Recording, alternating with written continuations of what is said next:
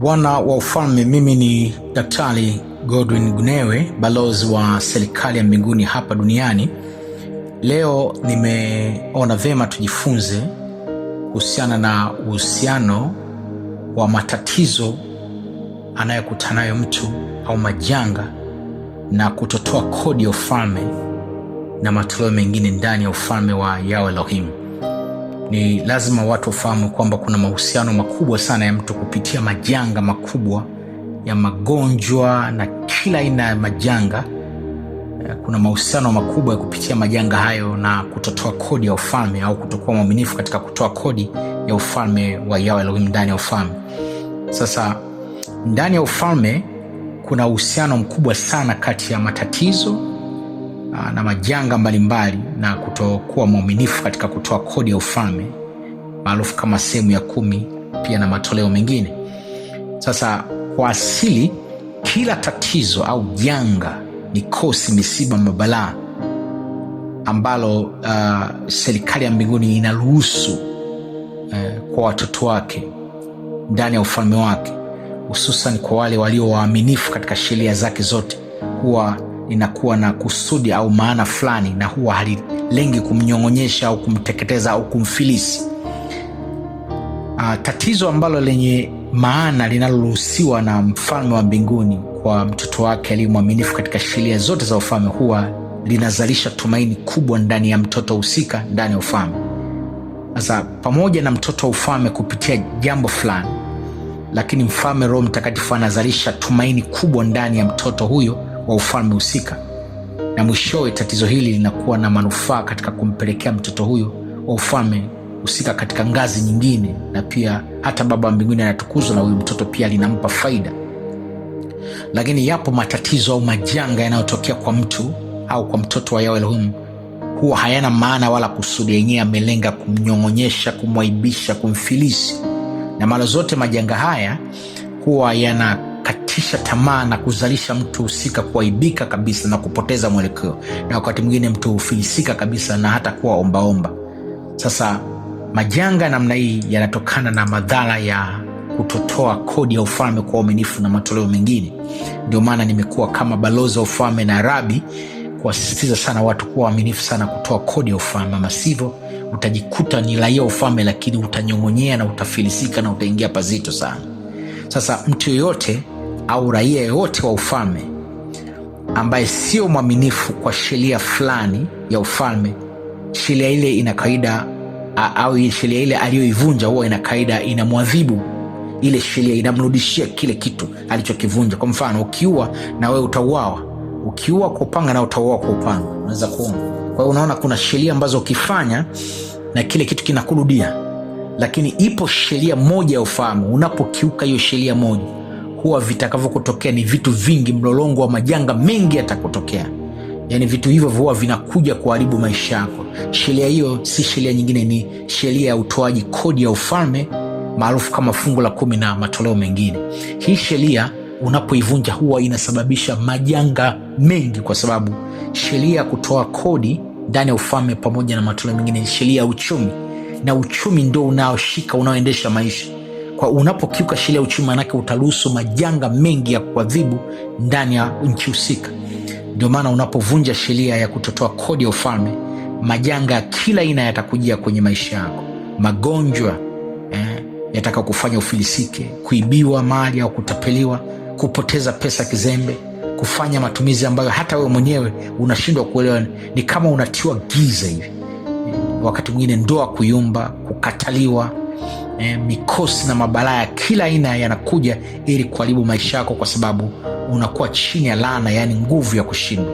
Sasa katiba ya ufalme katika kitabu kile cha Malaki 3 mstari ule wa 8 hadi 11 umeweka wazi na unasema, je, mwanadamu atamwibia Elohim? Hata hivyo mnaniibia. Lakini mnauliza, tunakuibia kwa namna gani? Mnaniibia zaka na sadaka nyingine.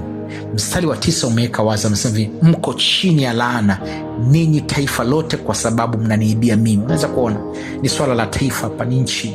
Manake tunapomwibia tunakuwa chini ya laana. Tunapokosa kuwa waaminifu kutoa zaka, masaa au sehemu ya 10 kodi ya ufalme na matoleo mengine, tunakuwa chini ya laana na laana manake ni power to fail, yani nguvu ya kushindwa. Utashindwa kwenye mahusiano, utashindwa, utakataliwa, utashindwa kwenye uchumi. Kila utakachofanya kinaharibika, chochote kile kitakutesa kwenye maisha yako yote. Na ndio maana mstari wa 10 unasema, leteni zaka yote ghalani, ili kiwemo chakula katika nyumba yangu. Nijaribuni au nipimeni katika hili, asema Yahweh wa majeshi, nanyi mwone kama sitawafungulia madirisha mbinguni na kuwamwageni baraka nyingi mpaka zitakapojaa na hata kufika kumwagika. Mstari wa 11 anasema hivi, nami kwa ajili yenu, baada ya kutoa kodi ya ufalme na kuwa mwaminifu kwenye matoleo mengine, anasema nami kwa ajili yenu nitamkemea yeye alaye, Kiebrania anaitwa Baokel, wala hata haribu mazao ya ardhi yenu, wala mzabibu wenu hautapukutisha matunda yake kabla ya wakati wake. Maanake kuna lidude, nguvu fulani la uharibifu linaitwa Baokel Kiebrania, ambayo nasema yeye alaye, Kiingereza wametumia neno devour. Huyu anakula, ndio anayeharibu, alitumwa kisheria katika ndani ya ufalme au katika dunia hii. Yoyote asiyo mwaminifu kutoa kodi ya ufalme na matoleo mengine, hili dude, nguvu hii inakuja inaharibu mali zako. Utajikuta unafanya biashara, unatapeliwa, unaibiwa, biashara inaingia moto, unashangaa kitu kimefanya hiki, kimetokea chochote kile kwenye uchumi wako, unapigwa kupitia magonjwa ili ufilisiki, unapigwa kupitia mahusiano, unakuwa na mwanamke au mwanamume mwenzako anakuwa mfujaji, yani kila kitu kinaharibika, kila kitu unaona majanga ya kuishi. Kwa hiyo huyu Baokel au Devala ndio anayeharibu, anaruhusiwa kwa sababu ya kutotoa kodi. Kwa hiyo utakuta huyu Devala anakuja kwa staili nyingi, anaweza kuja kwa njia ya magonjwa, familia ikaingia kwenye magonjwa mazito ili kupoteza fedha. Sisemi kama nitafufunua mbeleni kwamba jela hiyo ufalme anaweza kupata majanga, ndio, lakini yenyewe hayajalenga kumharibu.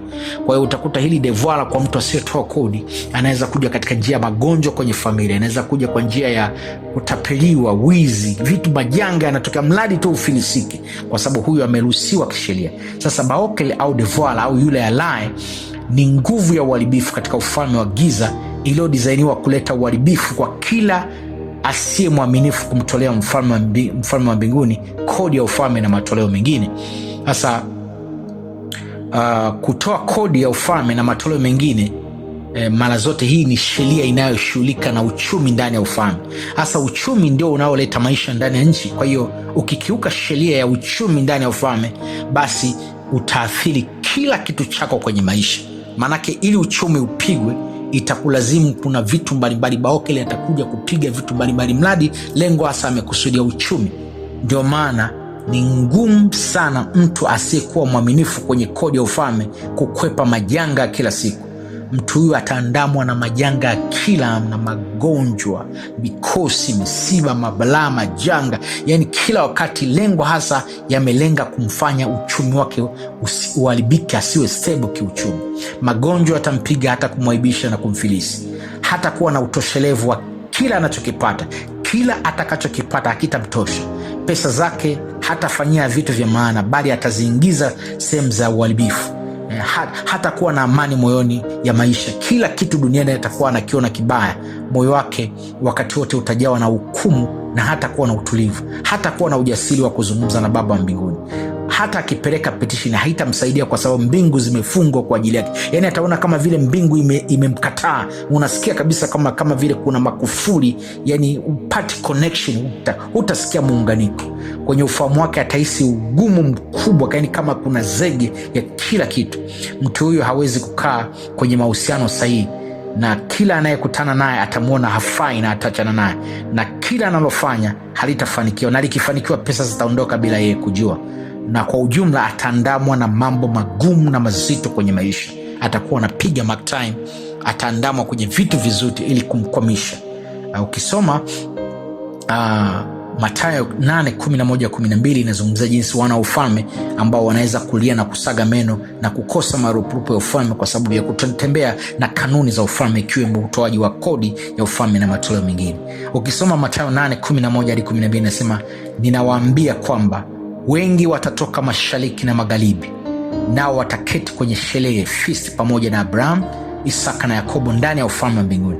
Lakini warithi wa ufalme wenyewe watatupwa katika giza la nje, yani ujinga ulio nje ya ufalme wa kutotembea na sheria, ambako huko watu ulia na kusaga meno kwa sababu ya kukosa utele wa maisha. Unaweza kuona, kwa hiyo wana ufalme wenyewe pia wanaweza wakatembea kwenye shida na magumu kwa sababu tu ya kutokujua protokali, kanuni, miongozo, itikadi za sheria za ufalme. Ndio maana nawasihi sana wana ufalme, popote ambapo message, ujumbe utakukuta, fanya utakaofanya, hakikisha unajitahidi katika kila utakalopata, mpelekee rabi wako kodi ya ufalme. Nataka nikwambie utakuwa salama sana, na utaona mwenyewe ukiona vitu vikienda. Watu wengi wameshuhudia vitu kama hivi. Sasa je, mtoto wa ufalme ambaye aliye mwaminifu kodi ya ufalme na matoleo anaweza kupata matatizo? Mtoto wa Yahweh Elohim aliye mwaminifu anaweza yes, ndio anaweza kupata matatizo. Jibu ni ndio, lakini hatuiti tatizo linakuwa ni jaribu la imani, yani uzalendo, na limelenga ili kumjenga na kumfikisha pakubwa zaidi. Halitamharibu wala halitamfilisi wala kumnyong'onyesha, bali litampandisha kwenye level nyingine. Inatokea kwa sababu Baba anataka kutupandisha sehemu nyingine, lakini pia Baba linampa utukufu. Mtu anayekutoa kodi ya ufalme kwa uaminifu na matoleo mengine anaweza kupata changamoto, lakini changamoto hiyo ina kusudi na ina maana, na kama haiwezi kumpotezea kitu milele, haiwezi kumharibu maisha yake, haiwezi kumfilisa, haiwezi kumfanya akaaibika, kudhalilika, bali inamfanya kumtengenezea nidhamu, aidha kumjenga, kumpa taarifa fulani ambayo ingeweza kumpa shida baadaye. Kwa mfano, unaweza kuwa una biashara yako na una duka lako, unaweza Baba akaruhusu kutapeliwa, ukatapeliwa, lengo hasa akufundisha umakini, ili baadaye akikupa kingi kisije kikatapeliwa kingi kile kwa moja. Kwa hiyo kikiwa kidogo, kwanza anataka kwanza kufundisha umakini mapema. Kwa hiyo unaweza ukaibiwa, unaweza ukatapeliwa, unaweza kuugua, lakini yenyewe inakuja kwa maana maalum ili likutengenezee kitu fulani ambacho kitakuwa na faida kubwa sana mbeleni kuliko kile unachoweza kupoteza. Kwa hiyo, lakini yote yamelenga kukufanya kuwa zaidi ya pale ulipo. Mfano, Baba akitaka kukupandishia kipato kwa sababu ya uaminifu wako wa kutoa kodi, ili kukutoa kwenye ngazi hiyo ambayo uliokuwa, ngazi hiyo ambayo inakupa kipato na unakuwa mwaminifu kwenye kupitia ngazi hiyo, ni lazima kwanza apige kipato chako katika hiyo ngazi, kuondolee ngazi ya kudisturb.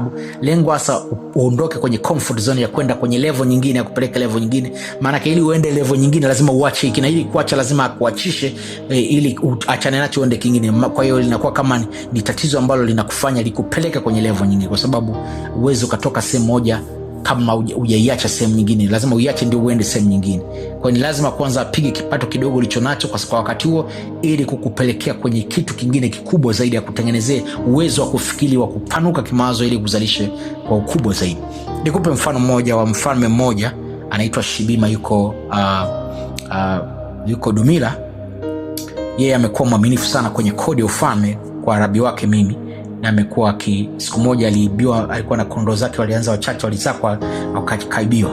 Baadaye alikata tamaa sana, nikapata ufunuo. Baba akanipa ufunuo kwamba anataka mtu ana shamba kubwa, lakini anatakiwa apate, awe na mifugo mingi, lakini kwanza akuwa makini kwenye ulinzi. Ndio maana baadaye nikagundua kwamba Baba alitaka kwanza aibiwe, lengo hasa apate, watengeneze mfumo mzuri wa kiulinzi, aelewe kabisa kwamba kuna watu, kwamba angembariki, angekuwa na kondoo labda 500 afu akaibiwa kwa pamoja, ingekuwa mbaya zaidi. Kwa akiwa hao chache kwanza, ilibidi aibiwe, lengo kutengenezewa stamina ili atengeneze ulinzi, ile baadaye akibarikiwa akiwa wengi zaidi awe na uwezo wa kupata faida na asiweze kuibiwa tena. Na Baba huwa anatufundisha, kwa sababu hii ni serikali, ufalme una jeshi, una mfumo wa kiutawala kabisa. Ndio maana ulinzi ni muhimu sana. Na nilipomjenga hivyo, na kweli saizi ameanza tena project ile, saizi anaendelea vizuri na mifugo yake inaendelea vizuri. Unaweza kuona Baba anaruhusu kitu fulani kwa sababu fulani. Kwa hiyo changamoto anazokumbana nazo mtu aliye mwaminifu kwenye kodi ya ufalme zimelenga kumjenga, kumpandisha, kumwemalisha, na kamwe hazitaweza kumdhalilisha au kumnyong'onyesha. Na utaona mwenyewe, hata kama ukiishiwa, hutaishiwa kiasi kwamba mpaka ukaibika. Utaona kabisa watoto wanakula, familia inaenda vizuri, ingawa kuna vitu viko, lakini utaona kabisa Baba anaendelea kukusustain, lengo hasa na kuandalia mazingira kukupeleka pakubwa zaidi. Kwa hiyo Baba wa mbinguni kamwe hawezi kumruhusu mtoto wake kufilisika kabisa au kuaibika. Ukiona hivyo, ukiona mtu mpaka amefilisika kwa magonjwa, ameaibika kabisa, ujue mtu huyo amekuwa sio mwaminifu kwenye kodi ya ufalme, amekuwa sio mwaminifu kwenye kanuni za ufalme. Ndio maana Zaburi ya 67:28 inasema, kwa kuwa Yawe huwapenda wenye haki Yawe huwapenda wenye haki, naye hata waacha waaminifu wake. Unasikia, hata waacha waaminifu wake, watalindwa milele, lakini uzao wa waovu watapotelea mbali. Unaweza kuona. Kwa hiyo ninaomba ni waonye raia ufalme wote kwamba waelewe kabisa kwamba tumekuja duniani kwa ajili ya kuleta matokeo, kuja kusababisha vitu kutokea.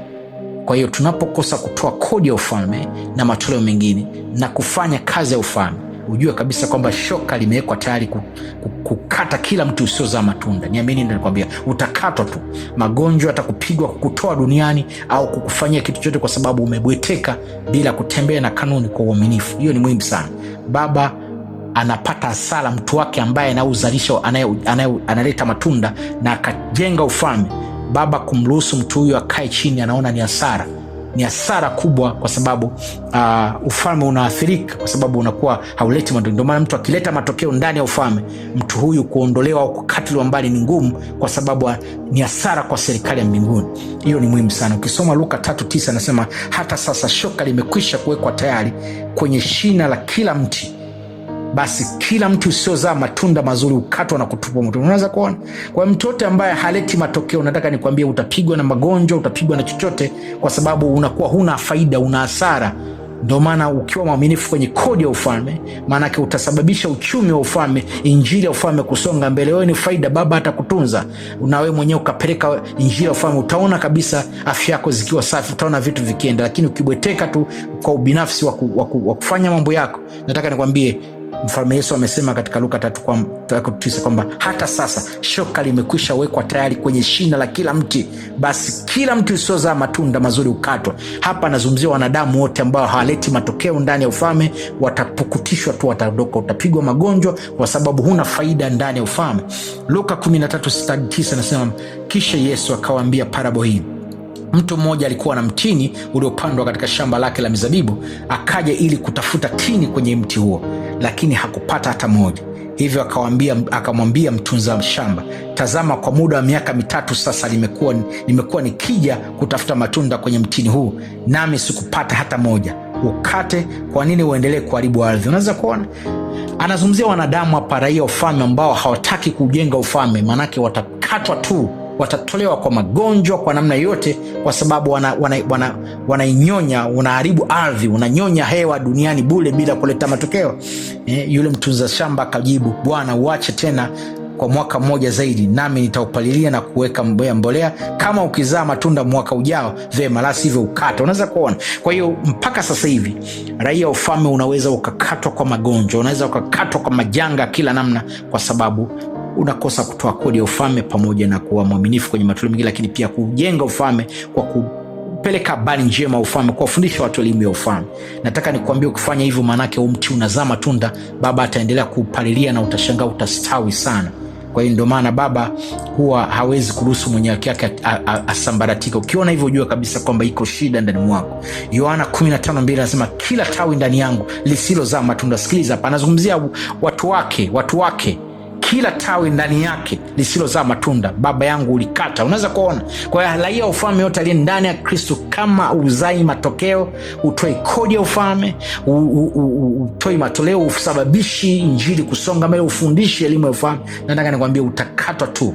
Anasema, nalo kila tawi lizaalo lenye yeye ulipogolea ili lipate kuzaa matunda zaidi. Unaweza. Kwa hiyo tawi linapozaa yeye analiprune ili liweze kuzaa zaidi. Unaweza kuona. Kwa hiyo Baba, kama kweli wewe ni raia ufalme na unaleta matokeo, Baba hawezi kukuacha ukaibika. Nataka nikwambie, hiyo ni siri kubwa sana. Yohana 21:43 nasema, kwa hiyo ninawaambia, ufalme wa Elohimu utaondolewa kwenu na watapewa watu wengine wanaoweza kuzaa matunda yake. Baba wa mbinguni yuko kwa ajili ya kutaka matokeo. Unaleta matokeo ndani ya ufalme, ni mwaminifu kwenye kodi ya ufalme. Kodi ya ufalme ndio inasababisha mpaka kingdom inasonga mbele.